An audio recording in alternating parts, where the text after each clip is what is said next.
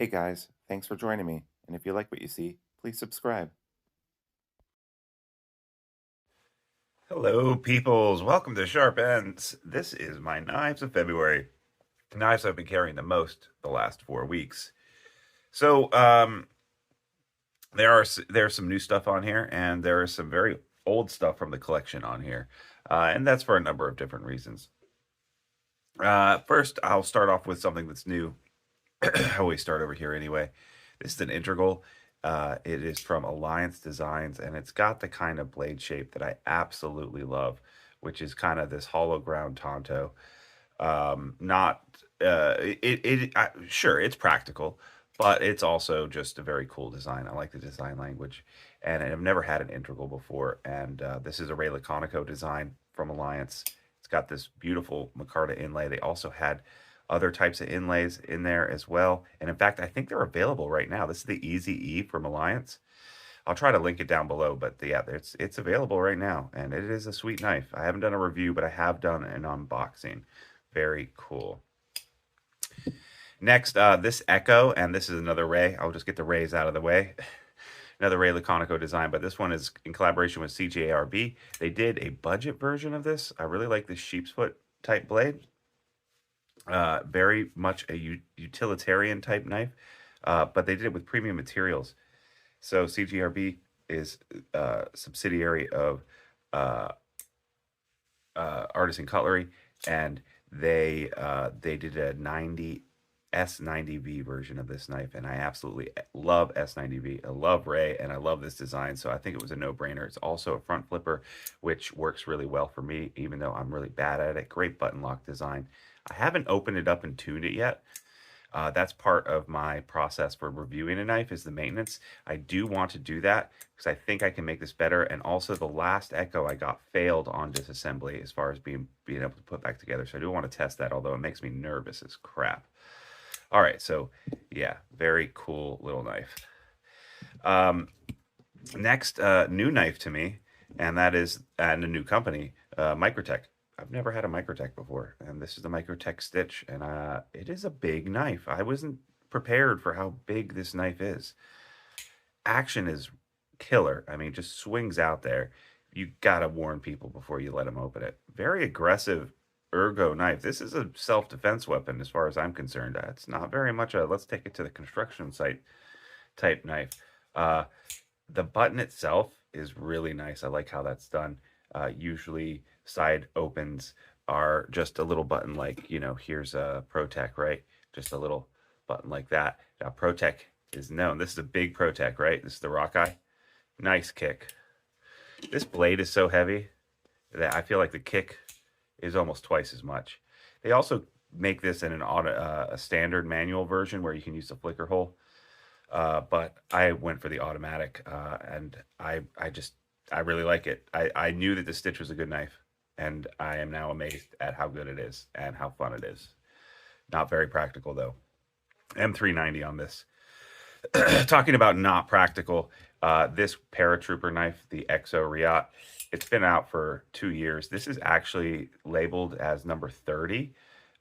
This is May 2022. I think it's number 30 of the ones that they made with this red fat carbon inlay.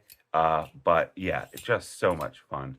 And, you know, it comes out and locks if you haven't seen this before. Now, they do have an M version, their latest version of this. This is the Tonto 2, really long blade. I like the long, full blade. It just looks cool. The M version locks and has a pocket clip, so much more practical. This comes with a little pouch that you put in your pocket. But then again, I don't know. I don't think of this as a practical knife. And if I wanted a practical knife with a lock, then I would carry something like that. This is just for fun, for fidgeting around and seeing how fast you can flick it out.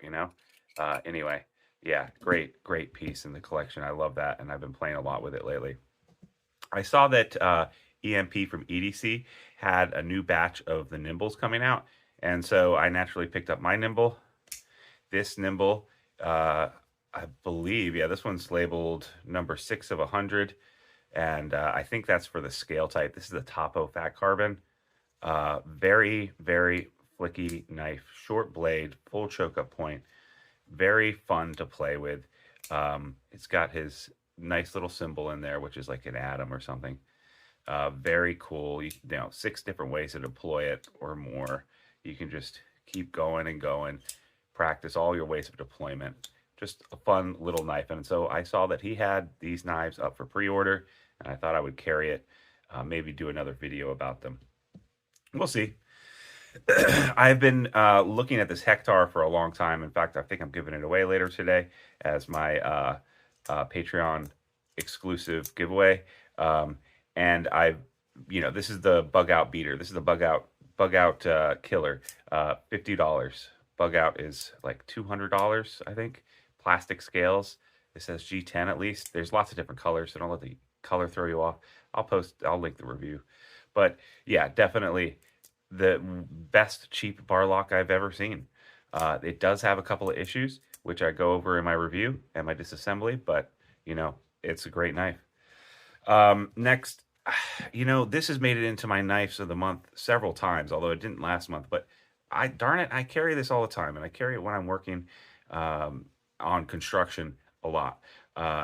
And I think it's because not only the knife, this is a daily carry from LT Wright, not only the knife, but the Armitage custom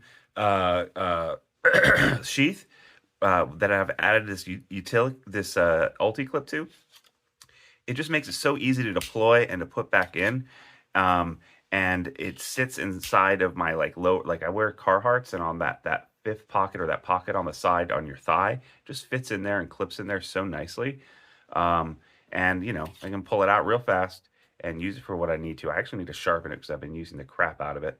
It's made out of a steel AEBL, which was originally made as I think it was a razor blade, stainless steel for razor blades, and it's a great steel. I like it.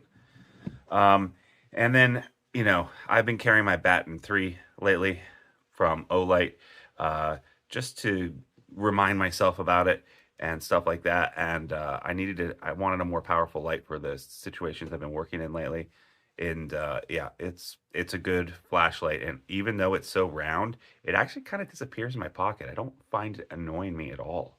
The clip, even though it's just double bent wire clip, usually when Olight has these double bent wire clips, they annoy the crap out of me, and they bend really easily. This one seems to be made out of thicker, nicer material, and it doesn't annoy me as much. I really like the grip shin on this. Very nice. Yeah, I think that's it. That's my knives of November. Or sorry, November. What month am I in? It's really early in the morning right now. That's my knives of February. Thanks so much for joining me. Leave a comment, subscribe, like, all that stuff really helps out the channel. And if you like what you saw, you can also become a Patreon member, where I will be having knife giveaways.